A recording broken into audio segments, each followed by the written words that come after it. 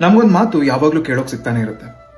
ಒಳ್ಳೆಯವ್ರಿಗೆಲ್ಲ ಕೆಟ್ಟದಾಗತ್ತೆ, ಆದ್ರೆ ಕೆಟ್ಟವ್ರಿಗೆ ಒಳ್ಳೇದಾಗ್ತಾನೆ ಇರುತ್ತೆ.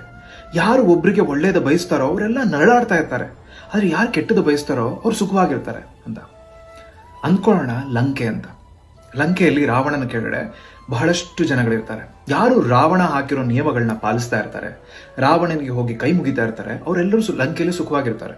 ಯಾರು ರಾವಣನ ವಿರುದ್ಧ ಹೋಗ್ತಾರೆ ಅವರೆಲ್ಲ ಲಂಕೆಯಲ್ಲಿ ಕಷ್ಟಪಡಬೇಕಾಗತ್ತೆ, ಲಂಕೆಯಿಂದ ಹೊರಗಡೆ ಹೋಗ್ಬೇಕಾಗತ್ತೆ. ಆಯ್ತು, ಎಷ್ಟು ದಿನ ಆಯ್ತು ಸುಖ? ಒಂದಿನ ಆಂಜನೇಯ ಅನ್ನೋನ್ ಬಂದ, ಇಡೀ ಲಂಕೆಗೆ ಬೆಂಕಿ ಇಟ್ಟ. ಒಂದು ದಿನ ರಾಮ ಅನ್ನೋನು ಬಂದ, ಲಂಕೆಯಲ್ಲಿ ಯಾರ್ಯಾರು ರಾವಣನಿಗೆ ಸಪೋರ್ಟ್ ಮಾಡ್ಕೊಂಡಿದ್ರು ಅವರೆಲ್ಲರೂ ಸಾಯೋ ಹಾಗೆ ಮಾಡ್ದ, ಕೊಂದುಬಿಟ್ಟ. ಇದು ಕಲಿಯುಗ, ಕಲಿಗಾಲ. ಇಲ್ಲಿ ಕಲಿ ಹಾಕಿರೋ ನಿಯಮಗಳು ಯಾರು ಪಾಲಿಸ್ತಾರೋ ಅವರೆಲ್ಲ ಸುಖವಾಗಿರ್ತಾರೆ. ಕಲಿ ಇರೋ ಜಾಗಕ್ಕೆ ಯಾರ್ಯಾರು ಹೋಗ್ತಾರೋ ಅವರೆಲ್ಲರೂ ಸುಖವಾಗಿರ್ತಾರೆ. ಆದ್ರೆ ಒಂದು ದಿನ ಆಂಜನೇಯ ರಾಮ ಬರ್ತಾರೆ, ಅವಾಗ ಅನುಭವಿಸ್ಬೇಕಾಗತ್ತೆ. ಯಾವತ್ತೂ ಅಷ್ಟೇ, ನಾವು ಲೈಬ್ರರಿಗೆ ಹೋದ್ರೆ ಮೊದಲು ನಮಗೆ ದಡ್ರು ಅಂತಾನೆ ಅರ್ಥ ಆಗೋದು. ನಾವು ಕಸರತ್ತು ಮಾಡೋಕೆ ಹೋದ್ರೆ ನಾವು ಎಷ್ಟು ವೀಕ್ ಇದ್ದೀವಿ, ಬಲಹೀನರಾಗಿದ್ದೀವಿ ಅಂತಾನೆ ಅರ್ಥ ಆಗೋದು. ಹಾಗಂತ ನಾವು ದಡ್ಡರು ಬಲಹೀನರು ಅಂತ ಕಸರತ್ತು ಮಾಡದೇ ಇದ್ರೆ, ಲೈಬ್ರರಿಗೆ ಹೋಗಿ ಓದದೇ ಇದ್ರೆ ಯಾವತ್ತೂ ನಾವು ಬುದ್ಧಿವಂತರಾಗೋಕೆ ಸಾಧ್ಯ ಇಲ್ಲ, ಶಕ್ತಿವಂತರಾಗೋಕೆ ಸಾಧ್ಯ ಇಲ್ಲ. ಹಾಗಾಗಿ ಒಳ್ಳೇದಾಗಬೇಕು ಅಂತಂದ್ರೆ ಮೊದಲು ಕೆಟ್ಟದಾಗಬೇಕು.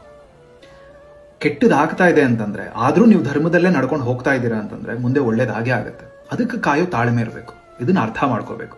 ಯೋಚನೆ ಮಾಡಿ.